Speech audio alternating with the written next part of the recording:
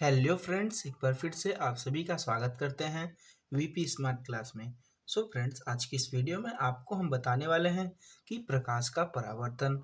प्रकाश के परावर्तन में हमने यहाँ आपको चित्र सहित बताएंगे कि प्रकाश का परावर्तन जो है किस किस चीज़ों पे और किस नियम के अनुसार होता है। तो ज़्यादा देरी ना करते हुए हम अपने वीडियो को स्टार्ट करते हैं। तो देखिए दोस्तों, यहाँ पे हम लोग चित्र को दिखा दिए हैं और एक प्रकाश के परावर्तन का उदाहरण यानी परिभाषा भी आपको बता दिए हैं कि अगर आपको कोई पूछेगा कि प्रकाश का परावर्तन किसे कहते हैं, तो आप बताइएगा कि जब प्रकाश की किरण किसी दर्पण या वस्तु से टकराकर अपने माध्यम में वापस लौट जाए तो उस तो उसे प्रकाश का परावर्तन क्या कहते हैं। प्रकाश का परावर्तन कहते हैं। तो प्रकाश का परावर्तन कुछ हम लोग देख भी लेते हैं। तो प्रकाश, यहाँ पे हमने चित्र को बनाया है। चित्र को देखिए, ये जो आपका है इसे आप लोग क्या बोलेंगे? दर्पण। ठीक है, दर्पण बोलेंगे।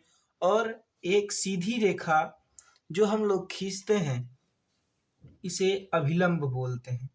तो हालांकि ये आपको दिखाई नहीं देगी, लेकिन हम आपको बताएं कि कोई भी किरण, मान लीजिए आपकी ये किरण है, मैंने वहाँ भी बताया है, आपको यहाँ भी बता देते हैं।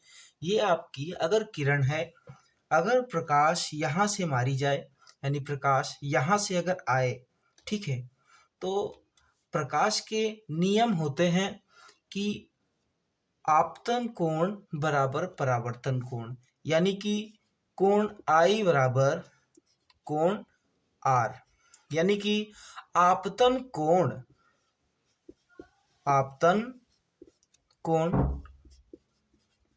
बराबर क्या होता है? परावर्तन कोण। ठीक है, तो आपतन कोण, जैसे यहाँ पे कोई भी किरण हमने डाली, फिर यहाँ से उसी दिशा में माध्यम में लौट जाए, ठीक है, और बीच में जो एंगल बनता है ना 90 डिग्री का प्रकाश ये दर्पण से, तो इसे क्या कहते हैं? अभिलंब कहते हैं। अभिलंब, ठीक है, अभिलंब कहते हैं। और जो प्रकाश की जो मूल यहाँ पे जो है उसका, उसे क्या कहते हैं? आपतन कोण कहते हैं। यानी कि मूल का मतलब जहां से जो आपने प्रकाश डाली, जो शुरू में प्रकाश जो पड़ा है, जो टकराने के बाद जो निकला है उसे परावर्तन कोण, और जो टकराने से पहले जो प्रकाश कांच पे यानी दर्पण पे गई है उसे आपतन कोण। तो परावर्तन और आपतन, तो हम ये जानते हैं कि आपतन कोण बराबर परावर्तन कोण, तो इसलिए हम यहाँ पे अगर हम 35 डिग्री का कोण बनाते हैं तो परावर्तन कोण भी 35 डिग्री का ही होगा। तो यहाँ पे हम नियम की भी बात कर लेते हैं।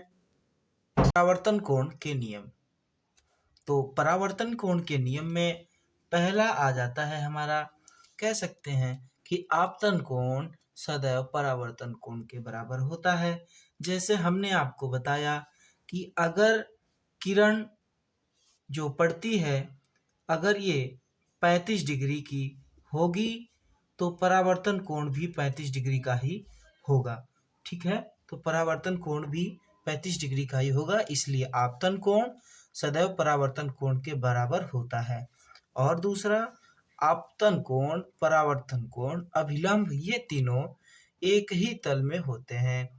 तो अभी आपको पता चला है कि ये जो आपको चित्र दिखाया गया है ये तीनों एक ही तल में हैं, तो इसे हम लोग तल बोलेंगे। तो ये तीनों एक ही तल में हैं, इसलिए आपतन कोण, परावर्तन कोण और अभिलंब ये तीनों एक ही तल में होते हैं। तो आज आपको इस वीडियो में डाउट क्लियर हो गया होगा कि परावर्तन कोण के नियम और परावर्तन कोण की परिभाषा। और हाँ, एक जरूरी बात, परावर्तन कोण यानी कि ये जो किरण होते हैं ये किसमें और क्यों होते हैं, और ये भी बता सकते हैं हम आपको कि परावर्तन जो किरण होती है ये किस पे परावर्तित होती है, तो वो भी आप देख लीजिए। किरण के माध्यम यानी कि प्रकाश के परावर्तन यानी किरण किस पे काम करता है, जो आपको यहाँ पे तल बताया गया, ये किस पे काम करेगा। तो पहला हम लोग बता सकते हैं कांच पे, दूसरा पानी पे, क्योंकि कांच जिस पे आप लोग अपने फेस को देखते हैं, ठीक है, आप अपने फेस को देखते हैं, और दूसरा पानी, जो समुद्र या जो भी आप पानी देखते हैं उसमें, और कोई चिकना पदार्थ जैसे कि आप ग्लास या कुछ भी चिकना पदार्थ, उस पे भी प्रकाश यानी किरण का माध्यम उसके कह सकते हैं।